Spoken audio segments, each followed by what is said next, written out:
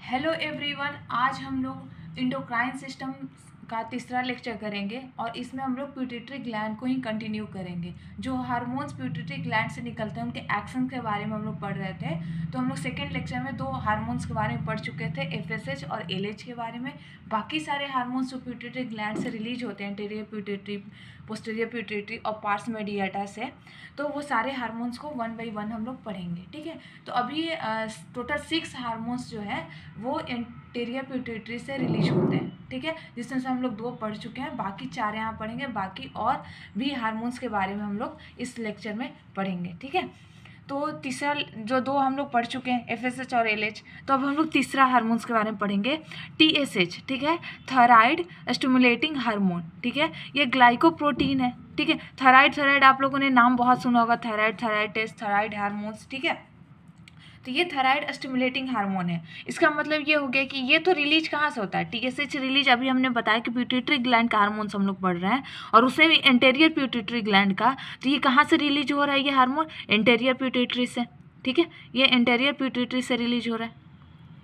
लेकिन ये जो हार्मोन जो है थायराइड स्टिमुलेटिंग हार्मोन, ये कहाँ जाके एक्ट करता है? ये जाके एक्ट करता है थायराइड ग्लैंड पे। ठीक है, ये थायराइड ग्लैंड पे एक्ट करता है और वहाँ से थायराइड हार्मोन जो है उसका सिंथेसिस और सिक्रीशंस कराने में हेल्प करता है। ठीक है, ये जो थायराइड स्टिमुलेटिंग हार्मोन है ये रिलीज होता है पिट्यूटरी ग्लैंड से, यानी हमारे ब्रेन से रिलीज हुआ। और हमारा थायराइड ग्लैंड कहाँ है? हमारे नेक के पास है। हमारे नेक में ट्रैकिया के दोनों साइड थायराइड ग्लैंड है। ठीक है, तो ये हमारे ब्रेन से रिलीज हुआ, पिट्यूटरी ग्लैंड से रिलीज हुआ टीएसएच, और वो आके कहाँ पे एक्ट करता है? थायराइड ग्लैंड पे। और थायराइड ग्लैंड पे जब एक्ट करता है तो वहाँ पे थायराइड हार्मोन्स होते हैं, टीएसएच, T3, T4। ठीक है, इनका रिलीज कराता है। ठीक है, इनका सिंथेसिस कराता है, ज़्यादा से ज़्यादा प्रोडक्शन कराता है, और उनका सिक्रीशंस कराता है हमारे ब्लड फ्लो में। ठीक है, स्टिमुलेटिंग का मतलब समझ रहे हैं, स्टिमुलेट करता है। ठीक है, थायराइड ग्लैंड को स्टिमुलेट करता है कि ज़्यादा से ज़्यादा थायराइड हार्मोन को रिलीज करे। ठीक है, इसका नॉर्मल रेंज जो होता है 0.2 पिकोग्राम पर मिलीमीटर। ठीक है, मिलीलीटर। ठीक है, 1 मिलीलीटर ब्लड में 0.2 पिकोग्राम होता है। इतना से होके या फिर 5, इसका रेंज 0.2 से 5 तक हो सकता है। ठीक है, 0.2 से लेकर 5 पिकोग्राम पर मिलीलीटर इसका रेंज हो सकता है, नॉर्मल रेंज। ठीक है, अगर इससे ज़्यादा इंक्रीज कर जाता है तो हाइपोथायरॉयडिज्म हो जाता है, डिक्रीज कर जाता है तो हाइपोथायरॉयडिज्म हो जाता है। ठीक है, इसके बारे में बहुत अच्छे से डिटेल में पढ़ेंगे हम लोग जब थायराइड ग्लैंड पढ़ेंगे। ठीक है, अब यहाँ चौथा हार्मोन्स देखिए, एडेनोकॉर्टिकोट्रोपिक हार्मोन, ACTH। ठीक है, ये जो है एडर्नल ग्लैंड से, ये हार्मोन जो है ये कहाँ से रिलीज हो रहा है? ये भी एंटीरियर प्यूटिटरी से। ठीक है, एंटीरियर प्यूटिटरी से, और ये कहाँ जाके एक्ट करता है? एडर्नल ग्लैंड पे। एडर्नल ग्लैंड कहाँ होती है? एडर्नल ग्लैंड होती है हमारे किडनी के ऊपर। ठीक है, सुपीरियर पार्ट ऑफ किडनी। ठीक है, सुपीरियर पार्ट ऑफ किडनी पे ये लाई करती है। ठीक है, पॉलीपेप्टाइड हार्मोन है। ठीक है, ये secretion of ACTH shows normal diurnal variation. ठीक है, अगर ACTH, एडेनोकॉर्टिकोट्रोपिक हार्मोन का अगर रिलीज हो रहा है अगर एक नॉर्मल अमाउंट में, तो बताता है कि आपका जो बॉडी का फंक्शन है वो नॉर्मल है। ठीक है, अगर इसकी लेवल इंक्रीज कर जाती है, ठीक है, और कब इंक्रीज करती है वो देखिए। हम जब ईयरली मॉर्निंग जब उठते हैं तो इसकी अमाउंट जो रहती है ACTH की वो इंक्रीज रहती है। ठीक है, हमारे बॉडी में ACTH की इंक्रीज रहती है अमाउंट, या फिर हम कोई स्ट्रेस लेते हैं तब हमारी ACTH की लेवल जो रहती है हमारी ब्लड में वो इंक्रीज रहती है। तो अगर हमारा एक नॉर्मल अमाउंट में ACTH रिलीज हो रहा है हमारी बॉडी में, तो बताता है कि हम किसी तरह का स्ट्रेस नहीं ले रहे हैं, हम किसी तरह के प्रेशर में नहीं, किसी तरह के स्ट्रेस में नहीं हमारा बॉडी है, हमारा बॉडी नॉर्मल वर्क कर रहा है। ठीक है, तो सिक्रीशन ऑफ ACTH जो होती है वो नॉर्मल अगर है तो इसका मतलब बताता है कि हमारा जो बॉडी का फंक्शन है, ड्यूरिनल एक्टिविटी, मतलब नॉर्मल जो एक्टिविटी हमारी बॉडी की वो सही है। ठीक है, ना तो किसी तरह का इमरजेंसी कंडीशन है, ना तो किसी तरह की स्ट्रेस है हमारी बॉडी में। ठीक है, अगर इमरजेंसी कंडीशन होती है तो ACTH की हार्मोन की रिलीज बढ़ जाती है। ठीक है, क्योंकि कार्टिसोल्स बहुत ज़्यादा इमरजेंसी कंडीशन में रिलीज होते हैं। ठीक है, आगे मैं बताऊंगी। एक्शंस इसका एक्शन क्या है, ये एडर्नल कॉर्टेक्स पे एक्ट करता है। यहाँ पे देखिए एडर्नल कॉर्टेक्स के बारे में मैं बता दूँ, ये हमारा किडनी हो गया और ये होता है एडर्नल ग्लैंड। एडर्नल ग्लैंड में दो पार्ट होते हैं, अंदर मेडुला होता है और बाहर की तरफ कॉर्टेक्स होता है। तो मेडुला से भी कुछ हार्मोन रिलीज होता है, कुछ कॉर्टेक्स से भी रिलीज होते हैं, ठीक है। तो ये कहाँ एक्ट करता है, एडर्नल कॉर्टेक्स वाले एरिया पे एक्ट करता है। और एडर्नल कॉर्टेक्स से हमारा दो हार्मोन रिलीज होता है, मिनरेलोकॉर्टिकॉइड और ग्लूकोकॉर्टिकॉइड। मिनरेलोकॉर्टिकॉइड में सबसे मेन हार्मोन जो होता है एल्डोस्टेरोन होता है, इसमें कार्टिसोल्स होता है। कार्टिसोल्स को हम स्ट्रेस हार्मोन बोलते हैं, ठीक है, ध्यान रखिए, कार्टिसोल्स को हम स्ट्रेस हार्मोन्स बोलते हैं। अभी मैंने बताया कि ACTH जो है वो कब हाई रिलीज होती है, कब ज़्यादा रिलीज होता है, जब हम स्ट्रेस में रहते हैं। तो अभी हमने बताया कि जब हम स्ट्रेस में रहेंगे तो हमारा एडर्नल ग्लैंड जो है ACTH जो है वो यहाँ आके एक्ट करेगा। ये पिट्यूटरी ग्लैंड से रिलीज होता है और यहाँ के एक्ट करेगा। जब यहाँ एक्ट करेगा तो कॉर्टिसोल्स की रिलीज इंक्रीज कर जाएगी जब हमारी बॉडी में स्ट्रेस होगा, ठीक है, ठीक है। तो ये दो हार्मोन रिलीज करता है, कॉर्टेक्स, मिनरेलोकॉर्टिकॉइड और ग्लूकोकॉर्टिकॉइड। तो इनकी रेगुलेशन करती है ये तो ACTH आके एडर्नल कॉर्टेक्स पे एक्ट कर रही है ना, तो ये रेगुलेट करती है कि कितने अमाउंट में कितना मिनरेलोकॉर्टिकॉइड रिलीज होना चाहिए, कितना ग्लूकोकॉर्टिकॉइड रिलीज होना चाहिए, उसकी सिक्रीशंस को ये रेगुलेट करती है। ACTH जो है इसकी सिक्रीशंस को, इन दोनों की सिक्रीशंस को रेगुलेट करती है, ठीक है। Also control the growth of adrenal cortex, आगे इसकी ग्रोथ को भी ये मेंटेन करती है, ठीक है। कितना इसका ग्रोथ होना चाहिए, हो सकता है ज़्यादा हो जाए, कम हो जाए, अगर ज़्यादा हो जाए तो ज़्यादा ये तो हार्मोन रिलीज होने लगे हैं, तो इसकी ग्रोथ को भी ये मेंटेन करती है, ठीक है। ये दोनों हार्मोन जो है कहाँ से रिलीज हो रहे हैं, एडर्नल कॉर्टेक्स से, ठीक है। अब इसका देखिए control of secretions of ACTH, ठीक है। ACTH अगर हमारी बॉडी में कोई भी हार्मोन्स जो है अगर ज़्यादा रिलीज हो जाए तो भी दिक्कत है, कम रिलीज हो तो भी दिक्कत है। तो उसकी सिक्रीशंस को कंट्रोल कौन करता है, एक नॉर्मल लेवल होनी चाहिए, एक नॉर्मल रेंज होनी चाहिए हमारी ब्लड में ACTH की, उसको कौन रेगुलेट करता है। तो जब हमारी बॉडी में इंक्रीज कर जाता है ब्लड में, ठीक है, प्लाज्मा बोलिए या फिर ब्लड बोलिए, ब्लड में जब ग्लूकोकॉर्टिकॉइड की अमाउंट इंक्रीज कर जाती है, यानी कॉर्टिसोल, ठीक है, मेन हार्मोन इसमें कौन सा था, कॉर्टिसोल की अमाउंट जब इंक्रीज कर जाती है तो वो एक सिग्नल्स देती है एंटीरियर पिट्यूटरी ग्लैंड को, और जब वो एंटीरियर पिट्यूटरी ग्लैंड को सिग्नल देती है तो एंटीरियर पिट्यूटरी ग्लैंड जो है वो ACTH की रिलीज को इनहिबिट कर देता है, रोक देता है, कम कर देता है, ठीक है। जब हमारी बॉडी में कॉर्टिसोल्स की, ग्लूकोकॉर्टिकॉइड्स की जब अमाउंट बहुत ज़्यादा इंक्रीज कर जाती है तो हमारे ब्लड से ये सिग्नल जाती है एंटीरियर पिट्यूटरी ग्लैंड्स के पास, और वहाँ पे सिग्नल्स जब जाती है तो एंटीरियर पिट्यूटरी ग्लैंड जो है ACTH की रिलीज को कम कर देता है, इनहिबिट कर देता है, ठीक है। दूसरा कॉर्टिकोट्रोपिन रिलीजिंग हार्मोन, ठीक है, कॉर्टिकोट्रोपिन रिलीजिंग हार्मोन ये कहाँ से रिलीज, पहला तो ब्लड में लेवल इंक्रीज कर जा रहा था उसकी वजह से, दूसरा ये जो CRH जो है ये सिक्रीट होता है हाइपोथैलेमस ग्लैंड से। अभी पिछले मैं इलेक्शन में बताई थी, मैं पहले वाले इलेक्शन में, हार्मोन हाइपोथैलेमस से दो हार्मोन रिलीज होते हैं, रिलीजिंग हार्मोन और इनहिबिटिंग हार्मोन। जब रिलीजिंग हार्मोन निकलता है तो वो किसी भी हार्मोन को रिलीज कराने में हेल्प करता है, सिक्रीशंस में हेल्प करता है।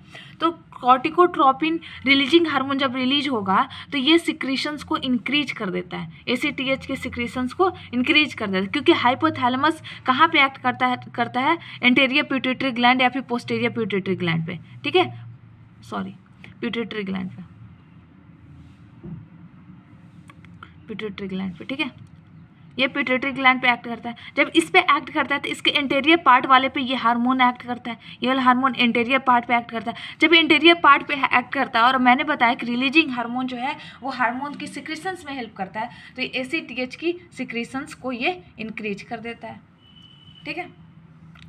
पांचवा हार्मोन जो है इसमें प्रोलैक्टिन है, ठीक है, फिफ्थ हार्मोन जो है वो प्रोलैक्टिन है। प्रोलैक्टिन भी एक पॉलीपेप्टाइड हार्मोन है, ठीक है। Prolactin help to growth of memory gland, ये जो होती है प्रोलैक्टिन जो होती है हमारी मेमोरी ग्लैंड की ग्रोथ में हेल्प करती है। आप यहाँ पे ध्यान रखिएगा, प्रोलैक्टिन पढ़ है और बाद में ऑक्सीटोसिन भी मैं पढ़ाऊंगी, इन दोनों में कंफ्यूज होने की बात नहीं है, ठीक है। प्रोलैक्टिन जो है वो मेमोरी ग्लैंड की ग्रोथ में हेल्प करती है ताकि ज़्यादा से ज़्यादा मिल्क का प्रोडक्शन हो सके। ये मिल्क को प्रोडक्शन कराने में हेल्प करती है, ना कि उसको रिलीज आउट कराने में, ठीक है, ना कि उसकी सिक्रीशंस में हेल्प करती है। सिक्रीशंस में कौन हेल्प करेगी? ऑक्सीटोसिन, और ज़्यादा से ज़्यादा मिल्क का प्रोडक्शन हो, मेमोरी ग्लैंड का ग्रोथ बढ़िया से हो, ये कौन हेल्प करता है? प्रोलैक्टिन हेल्प करता है। ठीक है, प्रोलैक्टिन जो हार्मोन होती है वो कहाँ एक्ट करती है? मेमोरी ग्लैंड पे। ठीक है, उसकी ग्रोथ को इंक्रीज कराती है। उसमें किस चीज़ की ग्रोथ है? एल्वेओलर ग्लैंडुलर टिश्यू, जो कि मिल्क की प्रोडक्शन करती है। एल्वेओला जो होती है वो मिल्क की प्रोडक्शन करती है। ठीक है, तो ये मेमोरी ग्लैंड की ग्रोथ में हेल्प करती है। Stimulate the secretions of milk, ये मिल्क के सिक्रीशंस में हेल्प करती है। ठीक है, ज़्यादा से ज़्यादा मिल्क का प्रोडक्शन हो। ठीक है, during pregnancy and lactation, secretions नहीं लिखी यहाँ पे, सिंथेसिस, ये ज़्यादा से ज़्यादा मिल्क को बनाने में हेल्प करती है। ठीक है, ये बाहर निकालने में हेल्प नहीं करती। बाहर निकालने में हेल्प कौन करती है? इजेक्ट आउट करने में कौन हेल्प करती है? वो ऑक्सीटोसिन करती है। ठीक है, तो ज़्यादा से ज़्यादा सिंथेसिस और मिल्क का ड्यूरिंग कब होती है? ये प्रेगनेंसी और लैक्टेशन पीरियड में। प्रोलैक्टिन का अमाउंट जो होता है ब्लड में वो हाई रहता है प्रेगनेंसी और लैक्टेशन पीरियड में। ठीक है, अब इस टाइम एक देखिए, आप लोगों ने पढ़ा होगा नेचुरल कंट्रासेप्शन। ठीक है, नेचुरल कंट्रासेप्शन का नाम आपने सुना होगा। तो जब ये प्रोलैक्टिन का अमाउंट हमारी बॉडी में ज़्यादा रहता है, ठीक है, तो वो इनहिबिट करता है, inhibit the secretions of LH. ठीक है, जब हमारी बॉडी में, यहाँ मैंने लिखना भूल गई, जब हमारी बॉडी में प्रोलैक्टिन का अमाउंट ज़्यादा हो, ठीक है, इंक्रीज्ड हो, ठीक है, प्रोलैक्टिन का अमाउंट इंक्रीज हो, ये कब होगी? प्रेगनेंसी और लैक्टेशनल पीरियड में, जब माँ बच्चे को ब्रेस्ट फीडिंग कराती है, उस दौरान प्रोलैक्टिन का अमाउंट बहुत ज़्यादा होगा बॉडी में, फीमेल बॉडी में। तो वो क्या करती है? इनहिबिट करती है एलएच की सिक्रेशन को। गोनाडोट्रोपिन एक जो हार्मोन होता है, एलएच और एफएसएच, पार्टिकुलरली एलएच की सिक्रेशंस को, एफएसएच को भी कम कर देती है, लेकिन पार्टिकुलरली एलएच को बहुत ज़्यादा इनहिबिट कर देती है, बहुत ज़्यादा रोक देती है, उस हार्मोन्स की सिक्रेशंस नहीं हो पाती है। जब प्रोलैक्टिन की अमाउंट बहुत ज़्यादा होती है हमारी बॉडी में, तो एलएच की सिक्रेशंस इनहिबिट हो जाती है। तो एलएच क्या कर रहा था हमारी बॉडी में? अभी पिछले लेक्चर में एलएच का हम लोगों ने एक्शन पढ़ा था, उसमें हम लोगों ने देखा था कि ये फीमेल बॉडी में ओव्यूलेशन कराता है। एलएच जो है ओव्यूलेशन कराता है। तो जब एलएच की अमाउंट कम हो जाएगी बॉडी में, तो ओव्यूलेशन नहीं होगा। और बिना ओव्यूलेशन के प्रेगनेंसी का कोई केस हो नहीं सकता है। ठीक है, फर्टिलाइजेशन नहीं हो सकती, और अगर ओव्यूलेशन ना हो तो फर्टिलाइजेशन नहीं होगी। तो इनहिबिट करता है ये ओव्यूलेशन को, क्योंकि एलएच कम सिक्रीट हो रहा है। एलएच कम सिक्रीट होगा तो हमारा ओव्यूलेशन नहीं होगा। ओव्यूलेशन नहीं होगा तो रिड्यूस कर जाएगा चांस ऑफ प्रेगनेंसी होने की चांस रिड्यूस कर जाएगी, या फिर फर्टिलिटी की चांस, फर्टिलाइजेशन डिक्रीज कर जाएगी। ठीक है, क्योंकि ओवम ही रिलीज नहीं हो रहा है। ओवम जब रिलीज नहीं होगा तो फिर फर्टिलाइजेशन हो नहीं सकता है। ठीक है, तो इसको क्या बोलते हैं? During breast feeding lactational period में नेचुरल कंट्रासेप्शन इन फीमेल में नेचुरल कंट्रासेप्शन के लिए हेल्प करता है। मैं रिप्रोडक्टिव चैप्टर पढ़ाऊंगी तो उसमें बताऊंगी। नेचुरल कंट्रासेप्शन ये हो गया कि हम, ये एक तरीके का बैरियर का काम करता है। ठीक है, एक तरीके का बैरियर का काम करता है, फर्टिलाइजेशन नहीं होने देता है। ठीक है, अब कंट्रोल सिक्रेशंस ऑफ प्रोलैक्टिन। ठीक है, प्रोलैक्टिन को के सिक्रेशंस को कौन कंट्रोल करता है? ठीक है, तो प्रोलैक्टिन जब हमारी बॉडी में, प्रोलैक्टिन कब इंक्रीज कर जाती है? जब हम सोते हैं तब प्रोलैक्टिन की अमाउंट इंक्रीज रहती है हमारी बॉडी में। एक्सरसाइज जब करते हैं तब इंक्रीज रहती है। जब हम स्ट्रेस लेते हैं तब इंक्रीज। लैक्टेशनल और प्रेगनेंसी केस में तो मैंने बताया पहले ही कि बहुत इंक्रीज रहती है। दूसरा कब इंक्रीज रहता है? Release of prolactin releasing factor, जब ये फैक्टर हाइपोथैलेमस ग्लैंड से रिलीज होता है। ठीक है, अब कहीं भी रिलीजिंग और इनहिबिटिंग वर्ड आ रहा है तो इतना ध्यान रखिएगा वो हाइपोथैलेमस से रिलेटेड है। और हाइपोथैलेमस जो है कहाँ काम करता है? पिट्यूटरी ग्लैंड पे। ठीक है, हाइपोथैलेमिक हार्मोन जितना भी रिलीज होगा वो पिट्यूटरी ग्लैंड पे काम करेगा। अगर रिलीजिंग है तो वो ज़्यादा से ज़्यादा सिक्रेशंस कराएगा। ठीक है, तो प्रोलैक्टिन रिलीजिंग फैक्टर PRF जो है वो हाइपोथैलेमस से रिलीज होता है, और ये कहाँ काम करता है? एंटीरियर पिट्यूटरी पे, एंटीरियर पिट्यूटरी ग्लैंड पे। जब ये एंटीरियर पिट्यूटरी ग्लैंड पे काम करता है तो ज़्यादा से ज़्यादा प्रोलैक्टिन का रिलीज होता है। ठीक है, इंक्रीज कर जाता है अमाउंट। ये दोनों केस में पॉजिटिव इफेक्ट आ रहा है, यानी दोनों केस में प्रोलैक्टिन का अमाउंट इंक्रीज कर रहा है। अब किस केस में प्रोलैक्टिन का अमाउंट जो होता है वो डिक्रीज करता है, वो देखिए। जब इनहिबिटिंग प्रोलैक्टिन फैक्टर, ठीक है, डोपामिन, ये भी हाइपोथैलेमस से रिलीज होता है। ठीक है, तो ये जब रिलीज हो, जब इनिबिटिंग आ गया तो ये प्रोलैक्टिन के सिक्रीशंस को इनिबिट कर देगा। रिलीजिंग वर्ड आ गया तो वो ज़्यादा से ज़्यादा रिलीज कराएगा, ठीक है। डोपामिन जो होता है प्रेगनेंसी के केस में अगर रिलीज हो रहा है तो वो मिल्क की प्रोडक्शन को कम कर देता है, ठीक है, ये ध्यान रखिएगा। By high level of prolactin, अगर ब्लड में बहुत ज़्यादा, सर्कुलेशन का मतलब हो गया ब्लड में, अगर ब्लड में बहुत ज़्यादा प्रोलैक्टिन हो गया तो निगेटिव फीडबैक देता है हमारे पिट्यूटरी ग्लैंड को, और निगेटिव फीडबैक देता है तो वहाँ से इनिबिट हो जाता है, कम से कम प्रोडक्शन होती है प्रोलैक्टिन की, क्योंकि हमारे ब्लड में ऑलरेडी बहुत ज़्यादा प्रोलैक्टिन की अमाउंट इंक्रीज कर गई है, ठीक है। तो ये चीज़ें समझ आई, 2 केस में इंक्रीज कर जाती है, बाकी 2 केस में डिक्रीज करती है, कैसे इसकी रेगुलेशन होती है, ठीक है। अब आगे हम लोग पढ़ते हैं ग्रोथ हार्मोन, छठा, ठीक है, लास्ट है, ये एंटीरियर पिट्यूटरी ग्लैंड से लास्ट हार्मोन है ग्रोथ हार्मोन, ठीक है। ये भी एक पॉलीपेप्टाइड हार्मोन है। इसका नॉर्मल रेंज होती है एडल्ट में 0.2 से 1 मिलीग्राम पर डे, यानी इतनी एडल्ट में ग्रोथ हार्मोन की रिलीज होती है एक दिन में, ठीक है, 0.2 से 1 मिलीग्राम, ठीक है। एक्शन ऑफ ग्रोथ हार्मोन की एक्शन देखिए, उससे पहले आप देखिए कि अगर ग्रोथ हार्मोन रिलीज हो रही है तो ग्रोथ हार्मोन से क्या समझ में आ रहा है कि हमारी लेंथ इंक्रीज करेगी, ठीक है, हमारी ग्रोथ होगी, हमारी लेंथ इंक्रीज करेगी, ठीक है। तो लेंथ जब इंक्रीज करने के लिए हमें क्या चाहिए, ज़्यादा से ज़्यादा मसल्स चाहिए, ठीक है, और ज़्यादा से ज़्यादा बोन्स चाहिए, ठीक है। बोन की लेंथ इंक्रीज करेगी तभी हमारी बॉडी की लेंथ इंक्रीज करेगी, ठीक है। तो लेंथ, जब बोन की लेंथ इंक्रीज करने के लिए हमारे पास होता है 2 इपिफाइजियल प्लेट होता है हर बोन में, यहाँ पे मार्जिन के पास ऊपर में और नीचे में इपिफाइजियल प्लेट होता है, और जब ये इपिफाइजियल प्लेट ग्रोथ करता है, ये इपिफाइजियल प्लेट ही हेल्प करता है बोन की इलॉन्गेशन करने में, ठीक है। और बोन की इलॉन्गेशन के लिए हमें ज़रूरत पड़ती है कैल्शियम की, ठीक है, हमें किस चीज़ की ज़रूरत पड़ेगी, कैल्शियम की। तो अगर ग्रोथ हार्मोन रिलीज हो रहा है तो चाहेगा कि ज़्यादा से ज़्यादा कैल्शियम हमारे बॉडी में एब्जॉर्ब हो, ठीक है। हम जो कैल्शियम ले रहे हैं वो इंटेस्टाइन उसको ऑब्जर्व कर ले बॉडी में, तो ये क्या हेल्प करता है, इंक्रीज कर देता है calcium absorption by intestine, intestine के द्वारा ज़्यादा से ज़्यादा कैल्शियम के एब्जॉर्प्शन को इंक्रीज कर देता है ग्रोथ हार्मोन, ठीक है, जिसकी वजह से बोन की ग्रोथ जो होती है वो इंक्रीज कर जाती है। Growth of cartilage and epiphyseal plate की भी ग्रोथ इंक्रीज कर जाती है, जिसकी वजह से बोन की लेंथ जो है वो इंक्रीज कर जाती है, ये इधर की तरफ बढ़ता है, ऊपर की तरफ, ये नीचे की तरफ, ठीक है, इनकी लेंथ और ज़्यादा इंक्रीज करने लगती है, ठीक है। अब हमारी बॉडी की ग्रोथ के लिए हमें क्या ज़रूरत पड़ती है, प्रोटीन की सिंथेसिस पे इंक्रीज कर जाती है। Growth hormone blood glucose level को भी इंक्रीज कर देता है। अगर हमारी बॉडी में ग्लूकोज जो है बहुत ज़रूरी होता है हमारी ब्रेन की डेवलपमेंट के लिए, हमारी मेटाबॉलिक एक्टिविटी के लिए, एटीपी रिलीज करने के लिए, ठीक है। तो अगर हमारी ग्रोथ हार्मोन जो है हमारी बॉडी में लेंथ को इलोंगेट कर रहा है, हमारी ग्रोथ करा रहा है, तो उस दौरान ग्लूकोज की सबसे ज़्यादा अमाउंट चाहिए होता है बॉडी को, ठीक है। तो बॉडी को बहुत ज़्यादा अमाउंट में ग्लूकोज चाहिए होता है, तो ग्रोथ हार्मोन जो क्या करता है वो इंक्रीज कर देता है ब्लड ग्लूकोज लेवल को। वो क्या करता है, कहाँ पे जाके काम करता है, हेपैटिक मतलब क्या हो गया, लीवर पे, ठीक है। लीवर पे जाके क्या काम करता है, ग्लाइकोजिनोलाइसिस कराता है। ग्लाइकोजिनोलाइसिस का मीनिंग क्या होता है वो देखिए, ग्लाइकोजिनो मतलब ग्लाइकोजन, लाइसिस मतलब ब्रेकडाउन, वहाँ पे ग्लाइकोजन रहती है लीवर में। हमारा ग्लाइकोजन कहाँ कहाँ पाया जाता है, लीवर में पाया जाता है, और साथ में एडिपोज टिश्यू यानी जस्ट स्किन से नीचे एडिपोज टिश्यू में, ठीक है। इन दोनों जगहों पे जाके ग्रोथ हार्मोन काम करती है। इन दोनों जगहों पे यानी लीवर और एडिपोज टिश्यू पे में जाके जो ग्लाइकोजन स्टोर रहता है, ठीक है, उसको किस चीज़ में कन्वर्ट करना शुरू कर देती है, ग्लूकोज में, ठीक है। ग्लाइकोजन को तोड़ तोड़ के ग्लूकोज में कन्वर्ट कर देती है। जब वो ग्लूकोज में कन्वर्ट कर जाता है तो हमारी ब्लड ग्लूकोज लेवल जो होती है वो इंक्रीज कर जाती है, यानी हाइपरग्लाइसीमिया हो जाता है, ठीक है। यानी हाइपरग्लाइसीमिया यानी ब्लड में शुगर लेवल ज़्यादा हो जाती है, ग्लूकोज लेवल ज़्यादा हो जाती है, ठीक है। इसकी एक्शन समझ आई।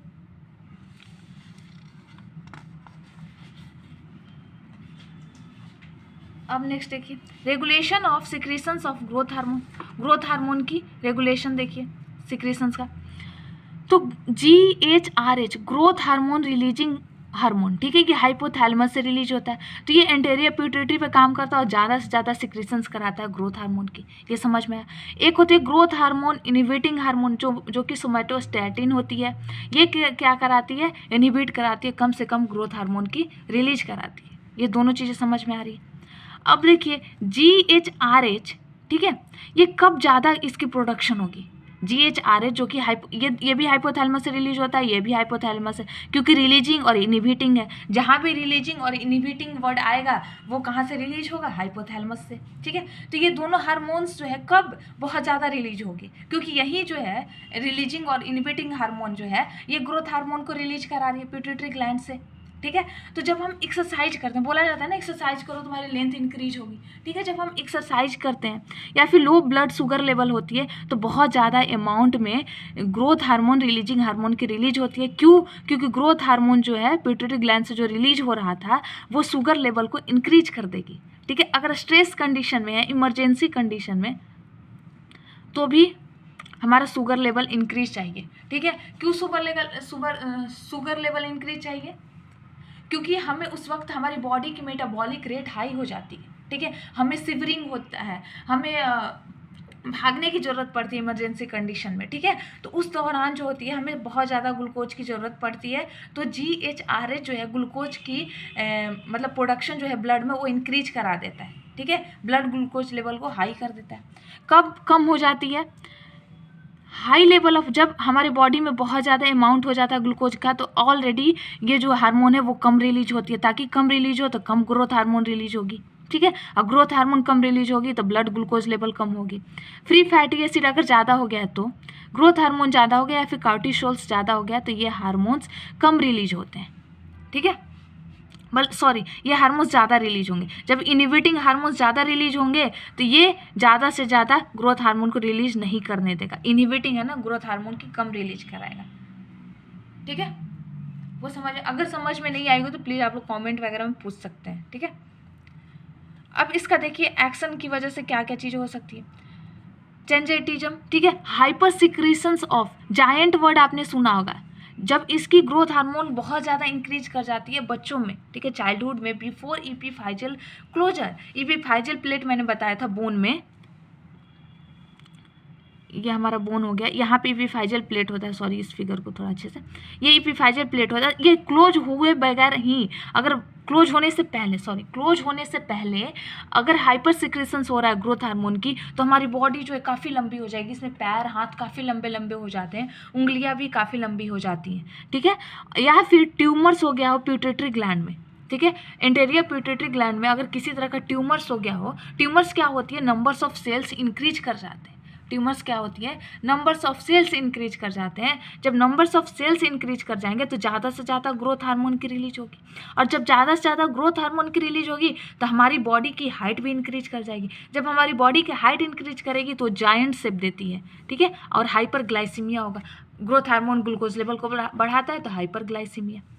ठीक है, acromegaly, hyper secretions of growth hormone in adult. Childhood में होता था तो वो जेंजेटिज्म कराता था। ठीक है, अगर एडल्ट में बहुत ज़्यादा ग्रोथ हार्मोन रिलीज हो रहा है, और एडल्ट केस में क्या होता है कि हमारी एक समय के बाद पिट्यूटरी टीनी एज के बाद हमारी जो इपीफाइजल प्लेट्स होती है वो क्लोज हो जाती है, यानी उसके बाद हमारा लेंथ इंक्रीज नहीं करता है बॉडी का।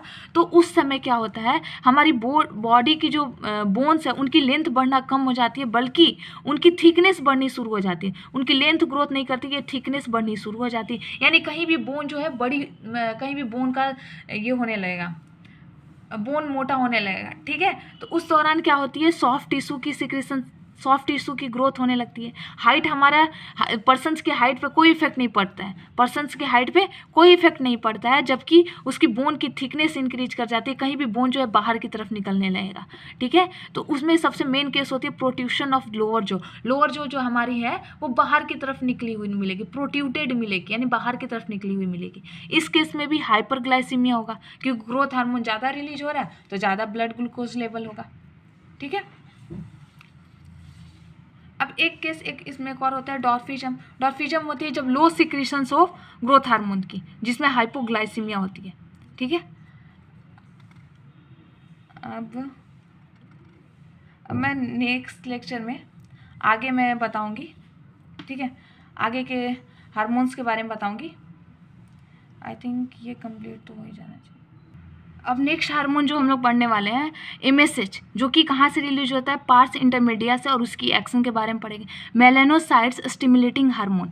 ठीक है। मैंने पहले लेक्चर बता चुकी हूँ मैं कि कहाँ से ये सारे हार्मोन्स रिलीज होते हैं।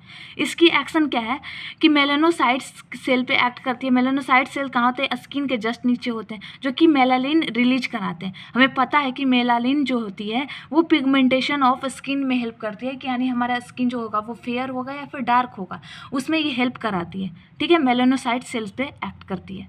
ठीक है, नेक्स्ट हार्मोन जो है पोस्टीरियर पिट्यूटरी ग्लैंड से रिलीज होती है और उसकी एक्शन के बारे में देखेंगे। Anti diuretic hormone ADH vasopressin के नाम से जाना जाता है। ये जनरली ये दो हार्मोन होती है पोस्टीरियर पिट्यूटरी ग्लैंड से, मैंने बताया था ADH और ऑक्सीटोसिन, जो कि हाइपोथैलेमस ग्लैंड से रिलीज होती है और डायरेक्टली पोस्टीरियर पिट्यूटरी ग्लैंड में आ जाती है, फिर वहाँ से रिलीज हो जाती है। ठीक है, इसको पिट्यूटरी ग्लैंड नहीं बनाता है, इसको कौन बनाता है? हाइपोथैलेमस ग्लैंड बनाता है। लेकिन ये रिलीज कहाँ से होती है? पोस्टीरियर पिट्यूटरी ग्लैंड से रिलीज होती है। ठीक है, ये पॉलीपेप्टाइड्स है। ये कहाँ काम करती है? हमारी किडनी पे काम करती है। किडनी में कलेक्टिंग डक्ट होता है। ठीक है, किडनी का स्ट्रक्चर आप लोग अगर पढ़ेंगे तो उसमें देखेंगे कलेक्टिंग डक्ट होता है, वहाँ पे जाके ये काम करती है। ये वाटर की रीअब्जॉर्प्शन को इंक्रीज कर देती है, यानी हमारी ज़्यादा से ज़्यादा जो पानी है उसकी रीअब्जॉर्प्शन होने लगती है।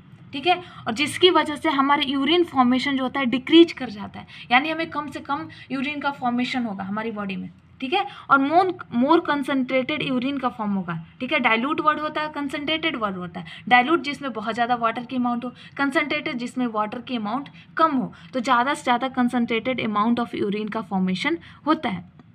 ये और क्या कॉज करता है? Cause vaso constriction of blood vessels. Blood vessels में वैसो कंस्ट्रिक्शन करता है। ठीक है, वैसो कंस्ट्रिक्शन का मतलब हो गया कि ये वेसल्स की जो ये थिकनेस है इसको कम कर देगा। इसको जब कम कर देगा तो कम से कम ब्लड जो है वो फ्लो करेगा किडनी के पास। जब कम से कम ब्लड फ्लो करेगा तो वहाँ पे कम से कम यूरिन बनता है। ठीक है, लेस अमाउंट ऑफ यूरिन बनता है। ठीक है, अगर कम ही ब्लड जाएगा किडनी के पास तो बहुत ही डिक्रीज अमाउंट में यूरिन का फॉर्मेशन होगा। ठीक है, यूरिन फॉर्मेशन डिक्रीज कर जाएगा। ठीक है, अब हमारा नेक्स्ट हार्मोन जो है ऑक्सीटोसिन है। ठीक है, अभी हमने बताया कि प्रोलैक्टिन के बारे में बताया। प्रोलैक्टिन क्या करता है? मिल्क का प्रोडक्शन कराता है। ऑक्सीटोसिन क्या करता है? उसको रिलीज कराने में हेल्प करता है, उसको बाहर रिलीज कराने में हेल्प करता है। ये ऑक्टापेप्टाइड हार्मोन, ऑक्टापेप्टाइड का मतलब ये 8 पेप्टाइड्स बॉन्ड से मिलकर बना होता है। ठीक है, 8 पेप्टाइड बॉन्ड से। ये कहाँ काम करता है? फीमेल ब्रेस्ट पे और यूटेरस पे, दो जगह। फीमेल ब्रेस्ट पे क्या काम करता है? मिल्क की इजेक्शन कराने में हेल्प करता है। ये क्या काम करता है वहाँ पे? Cause contraction of myoepithelial cells, यानी हमारे मेमरी ग्लैंड का जो इपिथेलियल सेल्स होता है उसकी कॉन्ट्रैक्शन में हेल्प करता है। जब ये कॉन्ट्रैक्शन में हेल्प करता है तो यहाँ से मिल्क जो है बाहर की तरफ इजेक्ट होता है। ठीक है, तो मिल्क इजेक्शन में ये हेल्प करता है, ध्यान रखिएगा। मिल्क प्रोडक्शन में हेल्प नहीं करता है। ठीक है, यूटेरस में क्या करता है? Cause contraction of uterus muscles during birth, delivery के दौरान यूटेरस की मसल्स में कॉन्ट्रैक्शन कराता है, जिसकी वजह से वहाँ पे डिलीवरी हो पाती है, बेबी बर्थ हो पाती है। ठीक है, पार्चुरेशन के टाइम हेल्प करता है। मेल में इजैकुलेशन के वक्त हेल्प करता है। इजैकुलेशन यानी स्पर्म को डक्ट में जो होती है सेमिनिफेरस ट्यूब्यूल्स डक्ट्स जो होती हैं उसे बाहर निकालने में हेल्प करता है स्पर्म को। ठीक है, controls of secretions of oxytocin, अगर सकिंग रिफ्लेक्स, अगर बेबी के द्वारा वो ब्रेस्ट को सक करता है तो ज़्यादा से ज़्यादा इस ऑक्सीटोसिन का रिलीज होता है। ठीक है, ऑक्सीटोसिन ज़्यादा से ज़्यादा रिलीज होता है। अगर सेक्सुअल एक्साइटमेंट होती है उस वक्त भी ऑक्सीटोसिन बहुत ज़्यादा अमाउंट में रिलीज होता है। स्ट्रेस की कंडीशन में सिक्रीशंस ऑफ ऑक्सीटोसिन जो होती है वो डिक्रीज कर जाती है। ठीक है, अब यहाँ पे देखिए हाइपोथैलेमस ग्लैंड है। हाइपोथैलेमस ग्लैंड जो है यहाँ पे सकिंग रिफ्लेक्स हो रही है। ठीक है, यहाँ पे बेबी के द्वारा सकिंग रिफ्लेक्स होती है, वहाँ से सिग्नल्स जाता है हाइपोथैलेमस ग्लैंड में। हाइपोथैलेमस ग्लैंड जो है वो ऑक्सीटोसिन का रिलीज कराता है। ऑक्सीटोसिन से यहाँ से रिलीज होती हैं तो ये हमारे मेमरी ग्लैंड पे काम करते हैं। मेमरी ग्लैंड पे जब काम करते हैं तो कॉन्ट्रैक्शंस होती हैं, और जब कॉन्ट्रैक्शंस होती हैं तो यहाँ से मिल्क जो होता है इजेक्ट आउट होता है, बाहर की तरफ निकलता है। ठीक है, तो आज के लिए ये लेक्चर बस यहीं तक। तो अगर आपको ये लेक्चर और नोट्स और पूरी हार्मोन समझ आई होगी तो प्लीज़ चैनल को लाइक, सब्सक्राइब एंड शेयर करें, और ज़्यादा से ज़्यादा कमेंट करें। और अगर आपको किसी तरह की कोई दिक्कत है तो कमेंट करके ज़रूर बताएं, और आपको लेक्चर कैसी लगी उसकी फीडबैक भी दें। थैंक यू, ज़्यादा से सब्सक्राइब करें। Thank you.